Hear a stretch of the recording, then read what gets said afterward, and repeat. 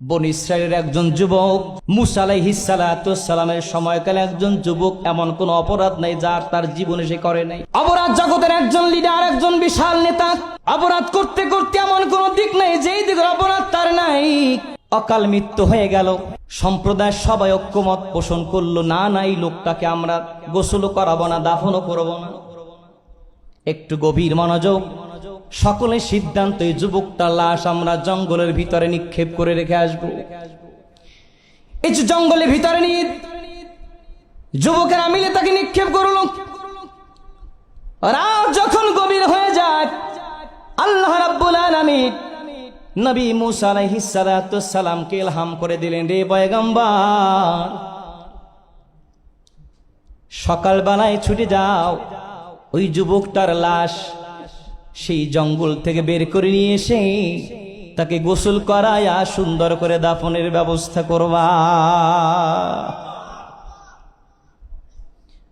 ভাইরা আমার, একটু গভীর মনোযোগ। সকালবেলায় হযরতে মুসা আলাইহিস সালাতু সালাম তার সঙ্গীদেরকে নিয়ে জঙ্গলের দিকে রওনা করলেন। মনে মনে ভাবতেছেন, হয়তোবা গভীর রজনীতে ওই জঙ্গলের হিংস্র প্রাণীদের পেটে এতক্ষণে যুবকটার লাশ হিংস্র প্রাণীদের পেটে চলে গেছে। কিন্তু না, জঙ্গলের কিনারায় গিয়ে যখন হাজির, খেয়াল করে দেখতেছেন জঙ্গলের হিংস্র প্রাণীগুলো যুবকের লাশ খাবে তো দূরের কথা, ওই যুবকটার লাশের চতুর্দিকে ঘুরে ঘুরে জঙ্গলে রয়্যাল বেঙ্গল টাইগার পাহারাদারি করছে। বড় আশ্চর্য হয়ে গেলেন। যুবকটার লাশ দাফন করে রব্বে কারীমের কাছে বড় বিনয়ের সাথে জানতে চাইলেন, আয় পরওয়ারদিগার,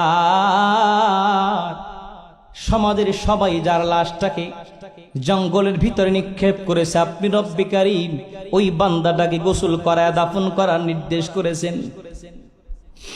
আয় আল্লাহ তাআলা, আমি মুসার বড় জানতে ইচ্ছে হয় কি এমন কাজ আপনার এই গোলাম করেছিল যার কারণে আপনি রব্বে কারীম খুশি হইয়া তাকে দাফন কাফন সারার জন্য নির্দেশ করেছে।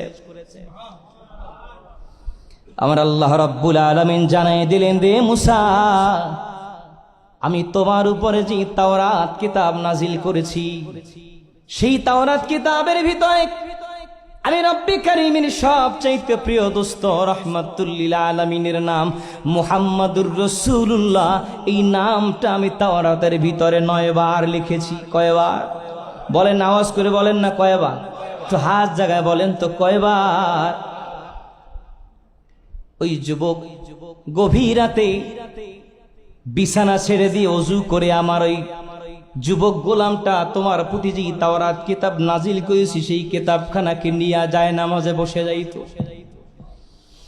ওই যুবক তাওরাত কিতাব তেলাওয়াত করতে করতে যেই জায়গায় যায় আমার হাবিবের নাম মুহাম্মাদুর রাসূলুল্লাহ নামটা লেখা দেখত, যুবকের তেলাওয়াত তার সামনে চলে না। যুবকটা আমার নবী মুহাম্মাদুর রাসূলুল্লাহর নামের উপরে বারবার চুমু খায় আর বুকে লাগায়, দু চোখের পানি ঝরায়, দু চোখের পানি ঝরায়। রে মুসা,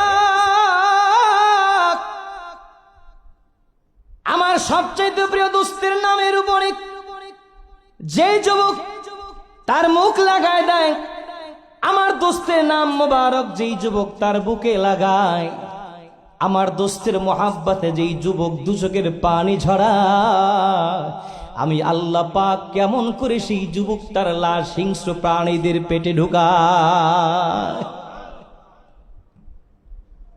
আমি জিজ্ঞেস করি, বনি ইসরাইলে একজন যুবক যদি আমার নবীকে নামটার পরে চুমু খায়া নবীর প্রতি ভালোবাসা হৃদয়ে ধারণ করার কারণে যে আল্লাহ পাকের এমন প্রিয় হয়ে যায়, আমরা সেই নবীর উম্মত, নবীর মোহাব্বত বুকে যদি ধারণ করতে পারি, নবীর আদর্শ যদি নিজেরা চর্চা করতে পারি, নবীর আদর্শে যদি নিজেদেরকে আদর্শিত করতে পারি, আমরা আল্লাহ পাকের প্রিয় গোলাম হব কি হব না?